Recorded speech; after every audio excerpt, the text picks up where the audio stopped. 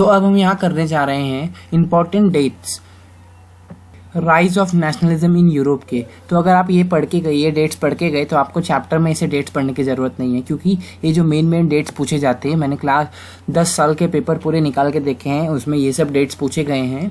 तो फिर ये सब इंपॉर्टेंट डेट्स हैं जिसको आपको याद रखना है। तो देखो, फ्रेंच रिवॉल्यूशन कब हुआ था? वो हुआ था 1789 में। तो ये पहला है। सिविल कोड मतलब नेपोलियनिक कोड। पहले फ्रेंच रिवॉल्यूशन का क्या हुआ था? फ्रेंच रिवॉल्यूशन में क्या हमने देखा था कि जब रिवॉल्यूशन हुआ तो उसके बाद जब गवर्नमेंट मतलब पीपल के हाथ में पावर आया, तब की बात है ये। जब रिवॉल्यूशन हुआ था तो 1789 की बात है। सिविल कोड जब नेपोलियन बोनापार्ट आए तो उन्होंने जो इंट्रोड्यूस किया, सब लॉ इंट्रोड्यूस किया, तो उसे बोला जाएगा सिविल कोड या नेपोलियनिक कोड। वो कब हुआ था? 1804 में। Treaty of Vienna. तो वियना ट्रीटी किससे साइन की गई थी? चार किंगडम थे। कौन कौन से? प्रूशिया, रशिया, ऑस्ट्रिया और ब्रिटेन। तो अभी वो क्या है? अभी वो क्या बन गए? कंट्री बन गए, लेकिन पहले क्या थे? किंगडम्स थे।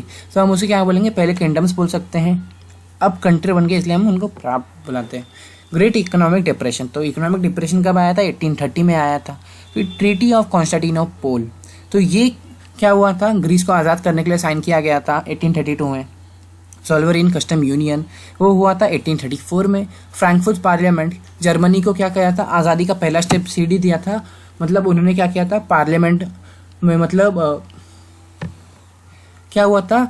उन लोग गए थे पार्लियामेंट में, मतलब फ्रैंकफर्ट एक जगह है, वहाँ एक पार्लियामेंट थी, उधर गए थे 1848 में। क्यों गए थे? उनको क्या चाहिए था? इंडिपेंडेंस चाहिए था। वो राजा के पास गए थे, लेकिन राजा ने उन्हें मना कर दिया, बोला था कि मैं तुम लोग का मतलब जो उन्होंने एक कॉन्स्टिट्यूशन ड्राफ्ट किया था, तो वो कॉन्स्टिट्यूशन को रिजेक्ट कर दिया, क्योंकि वो कॉन्स्टिट्यूशन क्या था?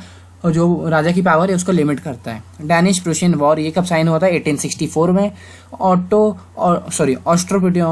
प्रूशियन वॉर ये हुआ था 1866 में। और फ्रांस्को प्रूशियन वॉर ये हुआ था 1870 to 1871 में।